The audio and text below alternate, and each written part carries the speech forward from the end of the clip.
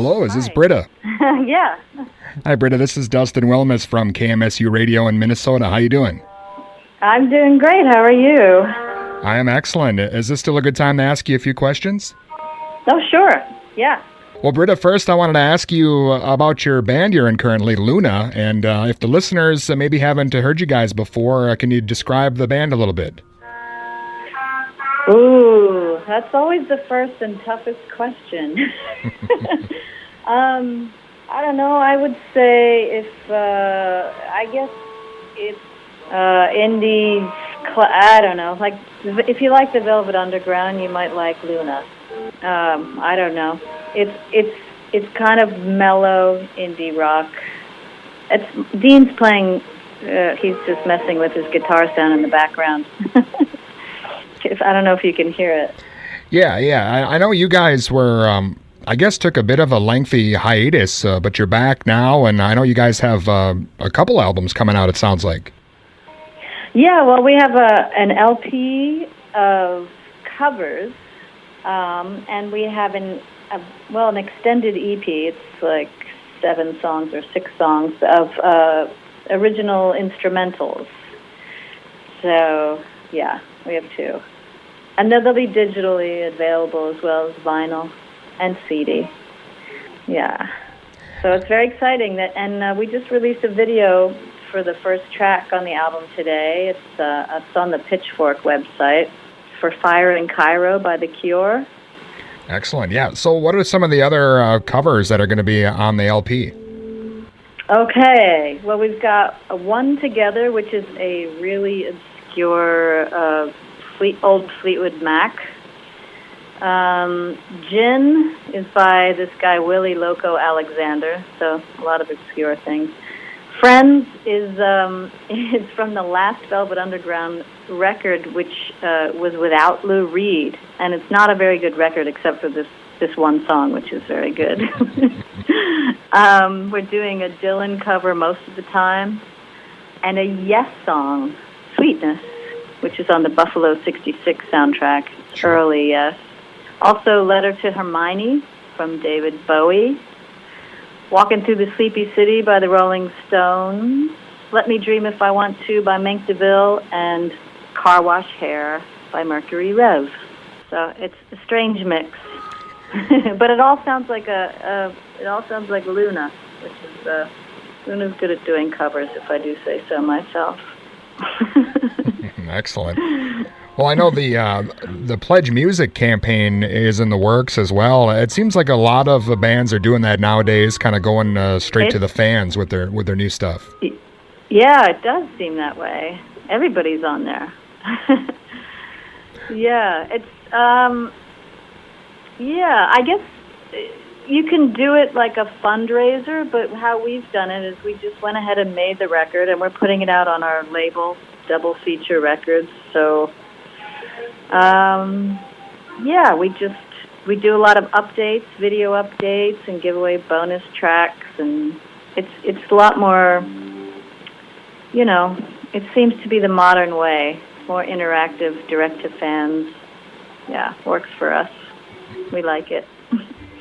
Awesome. Well, and again, the 2 new albums here coming out soon, and Britta, I know a lot of the listeners out there have known you for your acting career over the years before Luna, but I wanted to ask you a little bit about working on the cartoon Gem and how that came about. Oh, yeah, that's a long time ago now. I was just trying to think. Is that like 30 years? Yeah, I think so.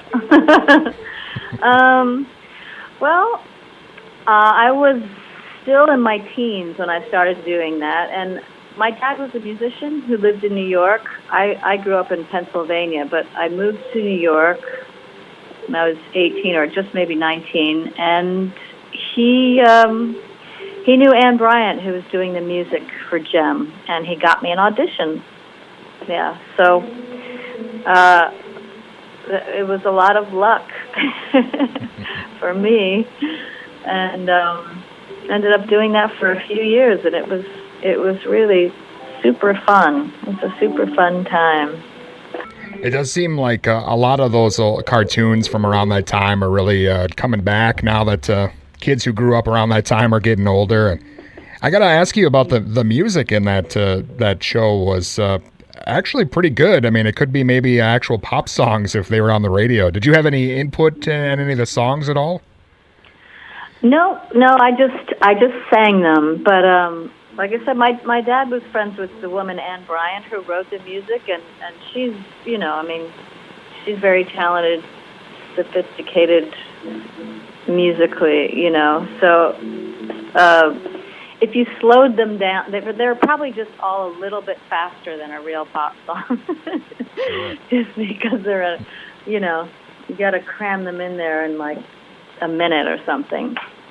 But yeah, and I had something to say about how I would sing it, but that's all.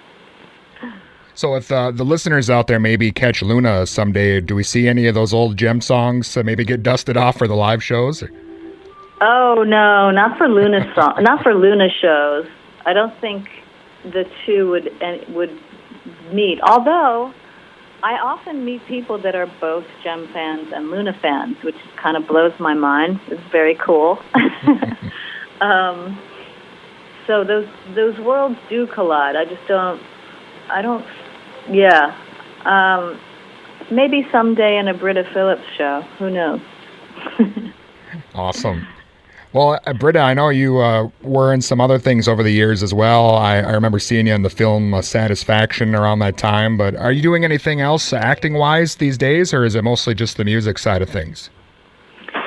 Yeah, no, I'm not really pursuing acting. I'm available, but I'm not really pursuing it. So, because music is taking up all my time, and I mean, I love acting, but it's something that you can't control. As far as working, you have to wait, and music you can just make. So I sort of gravitated toward that. Yeah. Well, for the listeners out there, can you give us the details again on how to maybe get to the Pledge Music campaign and how to find out more about Luna? Oh, yeah. Well, the Pledge Music it's pledgemusic.com, and if you just search for Luna, that will come up on there. I think it's like pledgemusic.com/project/Luna too, because it's the second Luna. But just search for Luna Pledge, and that's coming out in September, and we're going to start touring in October in Spain, and then do the U.S. in November. Yeah, and it'll also be out in stores and on iTunes and everything. But if you buy it on Pledge, it comes with a lot of extras. It's more fun. So. Excellent. Again, I'm looking forward to the new albums. Thank you so much, Britta. I really appreciate it.